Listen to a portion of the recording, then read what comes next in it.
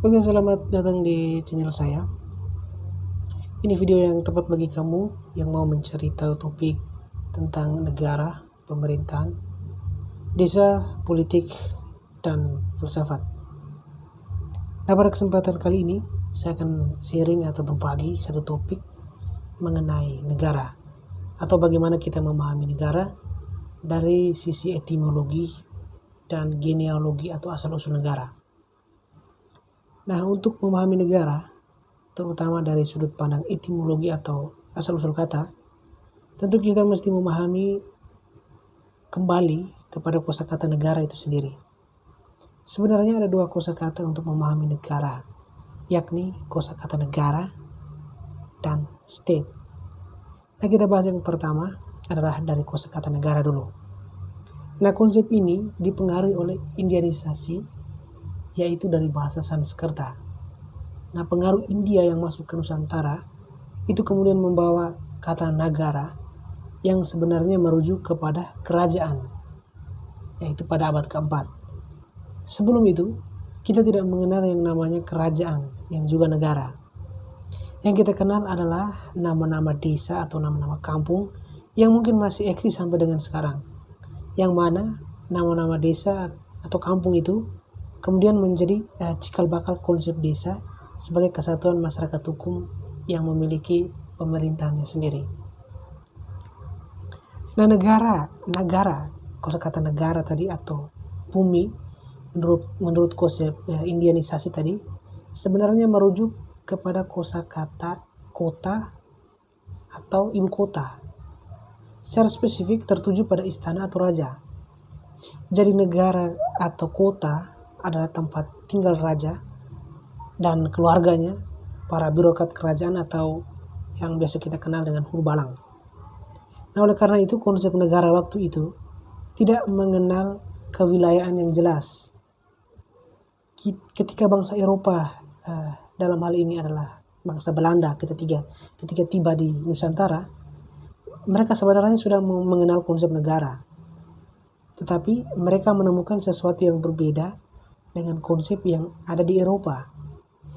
Mereka tidak menemukan dua hal penting dalam konsep negara di Nusantara, yaitu kewilayahan atau teritorial dan hukum yang mengatur kewilayahan ataupun yang mengatur penduduk. Kekuasaan berada di tangan raja dan paling jauh sampai pada birokrasi. Nah, sampai di sini, maka konsep negara pada akhirnya menimbulkan perdebatan. Para sejarawan ada yang memandang kerajaan itu bukan negara, tetapi hanya sebagai sebuah kesatuan politik. Tentu hal ini dipandang dari sudut pandang atau dari standar Eropa. Ada juga yang mengatakan bahwa kerajaan itu adalah negara karena mempunyai kekuasaan, mempunyai wilayah walaupun tidak begitu jelas, mempunyai birokrasi, aturan-aturan, dan hierarki yang jelas. Bagi orang Eropa, khususnya Eropa Barat, negara tidak bisa disebut state atau negara yang konkret karena kewilayahan itu menurut mereka sangat imajiner. Berangkat dari istilah itu, sebenarnya pada masa kerajaan, terutama pada masa Mataram, kita sebenarnya telah memahami wilayah yang imajiner itu. Ada perintah ceruk, yaitu wilayah di sekitar istana. Kemudian jobo atau perintah luar untuk daerah atau wilayah para hulu balang dan para ksatria. Kemudian ada naragong, yaitu wilayah yang sudah agak jauh dari wilayah sekitaran istana atau tempat para bupati. Kemudian yang terakhir yaitu mancanegara, yaitu wilayah yang paling jauh dan tidak terkontrol, yang mana di sana juga ada desa-desa. Artinya posisi desa ada di naragong atau daerah para bupati dan mancanegara. Sedangkan daerah kekuasaan perintah dalam atau ceruk maupun perintah luar atau jobo tadi itu tidak punya wilayah atau tidak punya desa. Inilah yang kemudian menjadi cikal bakal munculnya kelurahan di kemudian hari. Lalu apa bedanya negara dengan negeri? Nah, konsep negara berlawanan dengan negeri. Negeri berbeda dengan kota, berbeda juga dengan negara.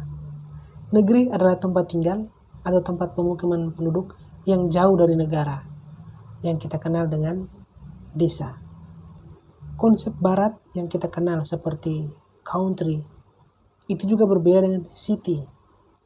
Nah, menurut Raymond William Campbell, ia mengilustrasikan country adalah contrary, atau kontra dengan city, atau kontra dengan negara. Inggris menyebut countryside, artinya tempat tinggal yang jauh dari kota, dari negara, dan dari ibu kota. Jadi ada selalu perbedaan antara desa dan kota, atau negara dan desa. Itu konsep yang pertama tentang negara, yang lebih dulu saya ambil pengertian dari sudut pandang Nusantara. Konsep yang kedua adalah negara dari sudut pandang Eropa. Nah, konsep kedua adalah Staat, ya, dalam bahasa Jerman atau Belanda, atau Estado dari bahasa Spanyol, Eta dari bahasa Prancis, dan bahasa Inggrisnya yang kita kenal State. Nah, konsep ini semula dimunculkan oleh Niccolo Machiavelli pada abad pertengahan, walaupun sebelum abad pertengahan itu memang sudah ada kerajaan yang konkret atau secara empirik dan bisa disebut sebagai negara. Nah, konsep state yang baru pada abad pertengahan itu kemudian terus-menerus dibangun dalam tradisi barat, khususnya di Jerman dan di Prancis pada abad ke-18. Namun state atau estado dalam bahasa Spanyol tadi lebih menekankan pada aspek bagaimana membangun institusi yang kuat, membangun status atau statum, yaitu satu keadaan yang mandiri, yang tegak.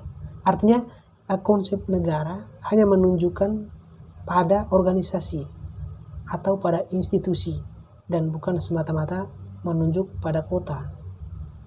Namun antara negara dan state dalam perjalanannya ada semacam titik tengahnya, yaitu bagaimana konsentrasi kekuasaan berada di tangan penguasa yang berada di kota. Jadi, artinya meskipun berbeda antara negara dan state, tetapi interseksinya atau ada irisan antara negara dan state, yaitu ada pada pengertian kota. Lalu, bagaimana asal-usul genealogi negara? Nah, berbicara tentang asal-usul negara, tentu kita mempunyai banyak varian, banyak teori yang bisa kita temukan di berbagai sumber, dan itu sangat rumit untuk kita pahami. Akan tetapi saya mencoba untuk menjelaskan secara umum tentang genealogi negara. Kita sekarang mengenal negara republik atau negara modern yang berbentuk republik yang hampir digunakan di belahan dunia. Ada juga monarki konstitusional yang hampir mirip dengan republik, walaupun dalam monarki konstitusional ada kepala negaranya, yaitu raja yang turun-temurun atau yang kita kenal dengan dinasti. Seperti yang sudah saya katakan tadi, bahwa kita bisa belajar dari banyak sumber untuk memahami teori negara.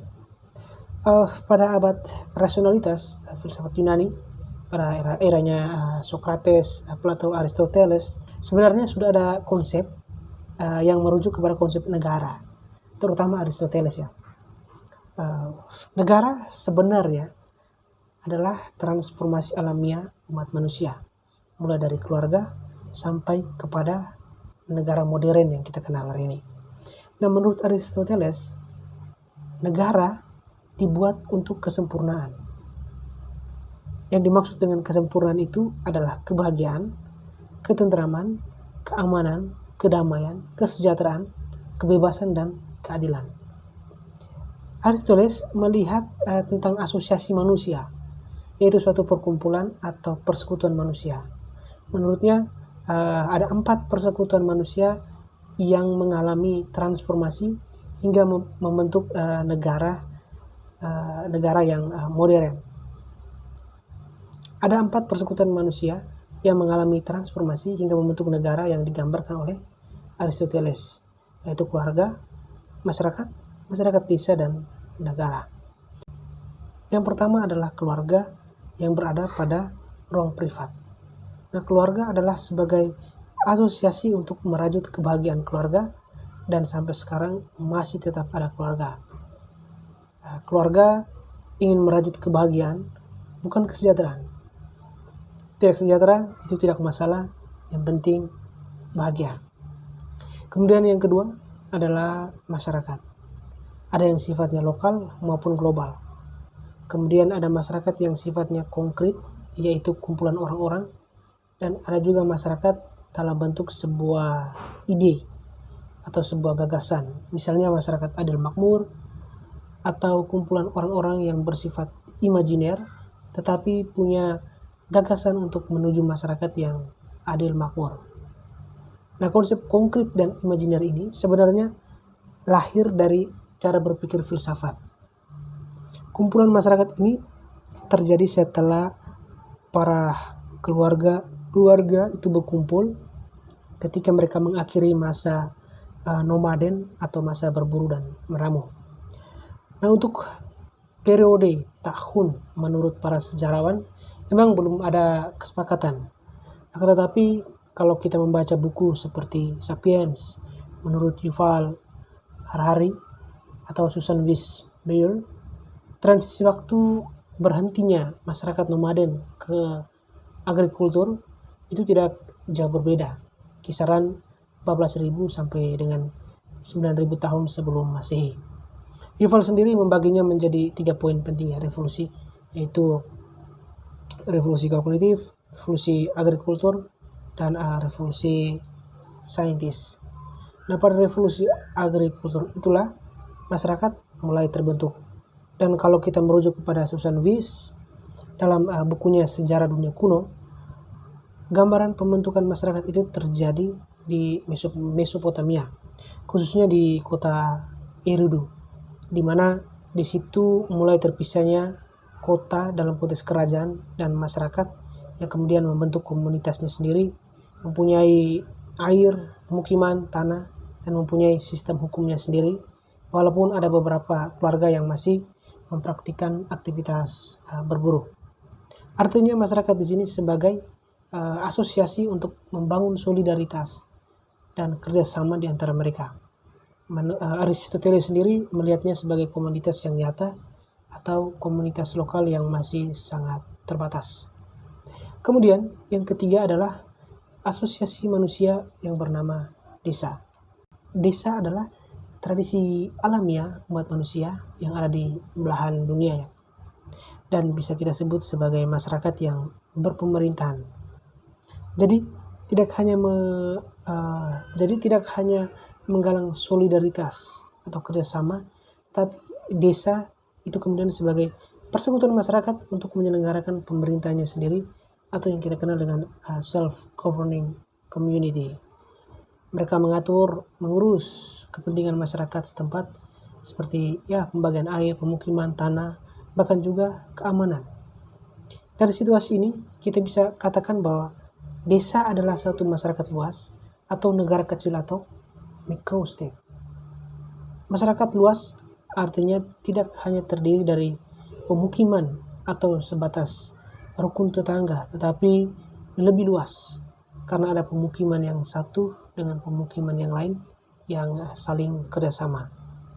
Begitu juga sering disebut sebagai negara kecil karena desa rata-rata mempunyai teritori yang jelas untuk mengikat persekutuan masyarakat tersebut. Nah, ada organisasi kekuasaan, ada hukum lokal, ada kepentingan hajat hidup orang banyak. Kemudian desa adalah sebagai asosiasi masyarakat, asosiasi manusia untuk menciptakan tatanan sosial yang ada di komunitas lokal. Jadi bersama dengan itu, di desa juga muncul pemerintahnya sendiri atau pemerintahan yang paling awal secara generik. Kemudian yang keempat adalah asosiasi manusia bernama negara. Negara atau dalam pengertian polis di Yunani waktu itu, menurut Aristoteles adalah sebagai asosiasi pemungkas bagi umat manusia untuk mencapai kesempurnaan warga negara. Ini artinya tidak hanya sekedar menjaga tatanan sosial, tapi juga kesempurnaan warga negara.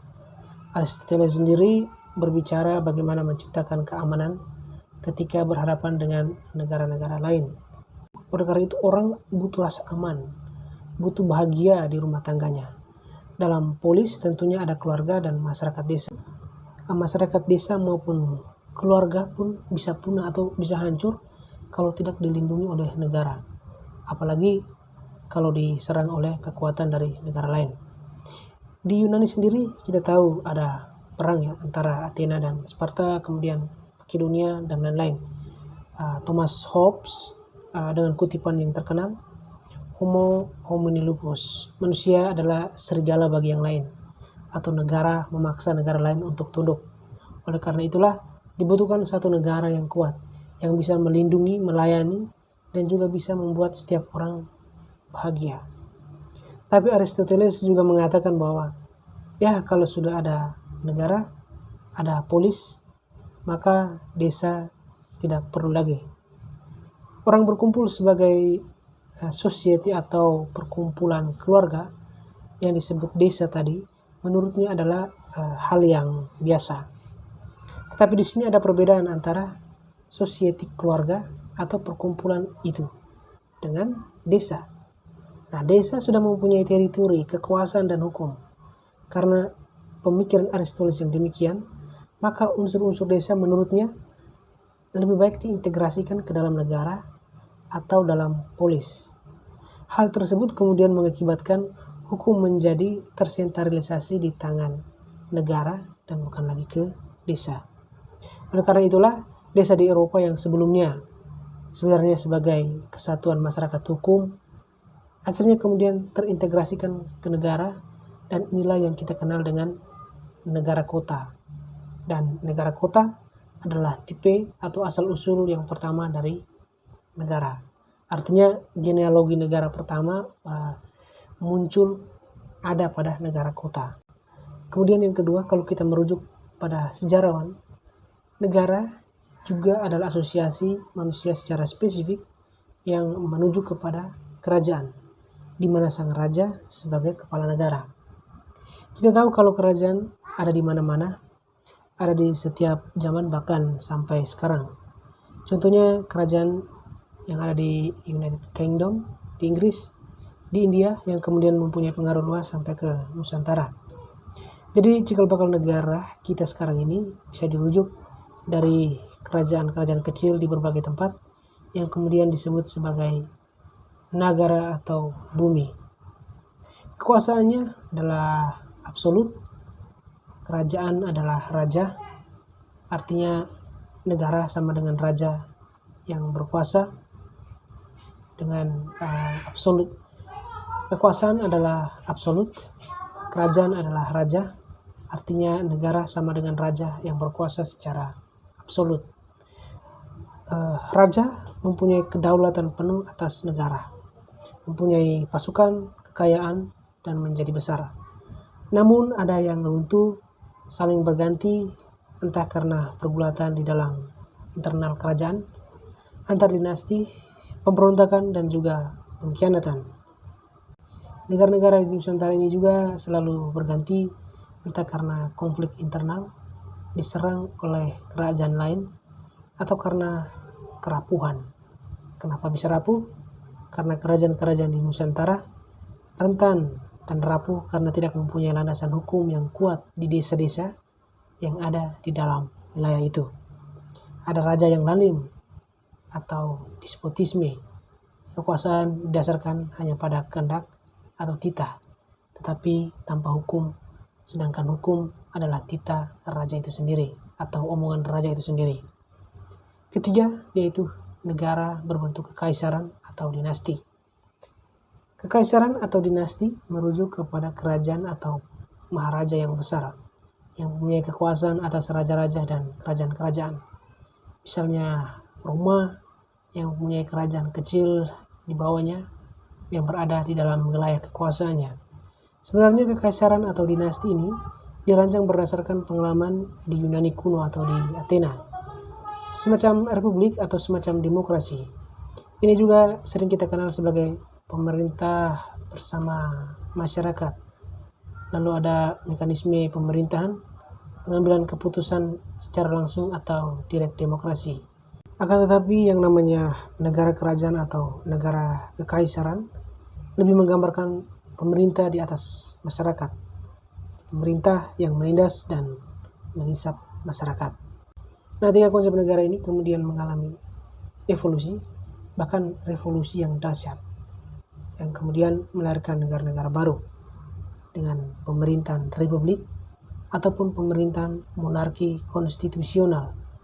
Hal ini tidak terlepas dari pengaruh pemikiran pada masa Renaissance atau pencerahan pada abad pertengahan dan juga revolusi politik. Lebih dahulu Inggris pada tahun 1200-an yang kita kenal dengan Magna Carta, yang mana hal ini sangat dipengaruhi oleh parlemen. Jadi sebelum pemikiran politik modern mulai dari Niccolo Machiavelli, kemudian Thomas Hobbes dan seterusnya, di Inggris sudah mulai menghadirkan monarki konstitusional. Negara kesatuan monarkinya konstitusional. Artinya kekuasaan raja dibatasi atau yang kita kenal dengan konsep self-government. Kerajaan dipimpin oleh raja sebagai kepala negara, tetapi pemerintahan atau government-nya berada di tangan parlemen atau di Perdana Menteri. Nah, perjalanan itu kemudian menghasilkan monarki konstitusional yang lainnya maupun republik. Nah, pemerintahan republik yang paling awal yang ada di Amerika, yang kita kenal dengan konsep presiden sebagai Chief Executive Officer of the Republic.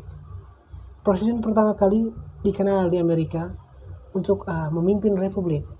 Meskipun istilah presiden sudah digunakan sebelumnya di organisasi, yayasan atau organisasi swasta yang kemudian menyebar ke seluruh penjuru dunia. Artinya republik adalah out of atau pembebasan dari konsep negara absolut. Nah, konsep-konsep ini kemudian menyebar di belahan dunia karena kolonialisme. Ketika kolonialisme menundukkan negara-negara kerajaan dan membentuk negara kolonial, konsep-konsep negara bukan lagi despotisme, bukan kekuasaan yang absolut seperti raja, dan tidak disebut juga sebagai republik. Ini adalah ciri khas negara kolonial yang kemudian diwariskan ke Indonesia sampai dengan sekarang. Jadi cita rasa kekuasaan kolonial akhirnya membentuk cita rasa negara kita pada hari ini. Paling tidak pengaruh Eropa kontinental. Kemudian di Eropa, selain ada pemerintahan republik dan pemerintahan monarki konstitusional, ternyata ada juga muncul yang namanya negara hukum, yang kemudian tradisinya sangat kuat di Eropa, terutama di Jerman dan Prancis. Di Prancis kita kenal sebagai negara Napoleon Bonaparte. Nah, negara ini mempunyai teritori yang jelas, birokrasi yang sangat kuat, militer yang kuat, dan hukum yang juga kuat. Mungkin ini adalah ilham atau konsep negara yang sempurna seperti yang disarankan oleh Aristoteles. Artinya seluruh kekuasaan termasuk hukum dikonsentrasikan di tangan negara yang kemudian disatukan menjadi konsep negara hukum. Nah, konsep negara hukum ini juga menjalar melalui kolonialisme yang kemudian juga sampai di tanah kita di Nusantara. Tetapi negara hukum yang dibangun di Eropa dengan di Nusantara berbeda. Kalau negara hukum di Eropa mengenal kekeluargaan atau citizenship, sedangkan kita tidak. Negara hukum, tapi hukumnya tidak begitu kuat untuk melindungi warga negara. Atau mungkin konsepnya negara banyak peraturan, atau negara administratif, atau negara pegawai. Mungkin inilah uraian singkat yang bisa saya bagikan. Saya coba untuk merangkumnya secara singkat, mungkin dengan periode waktu, biar lebih jelas. Jadi, etimologi dan genealogi negara atau evolusi negara, yang pertama yaitu dari konsep negara desa yang lahir pada ribuan tahun sebelum Masehi, yang kita kenal dengan negara kecil atau masyarakat luas yang menjaga tatanan sosial atau self-governing community. Kemudian negara desa itu berevolusi menjadi negara kota pada 500 tahun sebelum Masehi, ketika pembentukan kota atau ibu kota sebagai pusat peradaban dan kekuasaan, kemudian memilih birokrasi dan tentara yang sederhana dan sentralistik. Dari negara kota itu kemudian beralih ke negara kerajaan atau kekaisaran atau dinasti yang terjadi pada abad 1 sampai dengan abad ke-16 Masehi, yang mana jangkauan wilayahnya lebih luas, berbasis pada kesukuan dengan sistem teokrasi atau kekuasaan absolut di tangan raja dan dinasti. Kemudian yang terakhir barulah negara bangsa modern atau modern nation state yang dimulai pada abad ke-16 Masehi, yang dimulai dari pemikiran politik abad pencerahan ketika muncul kaum humanisme dan juga revolusi.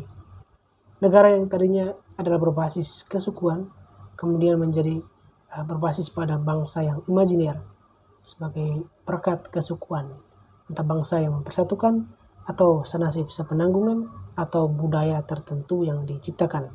Kemudian dari sisi pemerintahan negara bangsa modern masih ada yang monarki, tetapi sistem atau monarkinya sudah berubah ya, dari monarki absolut menjadi monarki konstitusional sebagaimana dirintis oleh Inggris Raya. Kemudian ada republik, contohnya seperti Prancis yang awalnya adalah monarki absolut kemudian berubah menjadi republik ketika terjadi revolusi pada tahun 1789.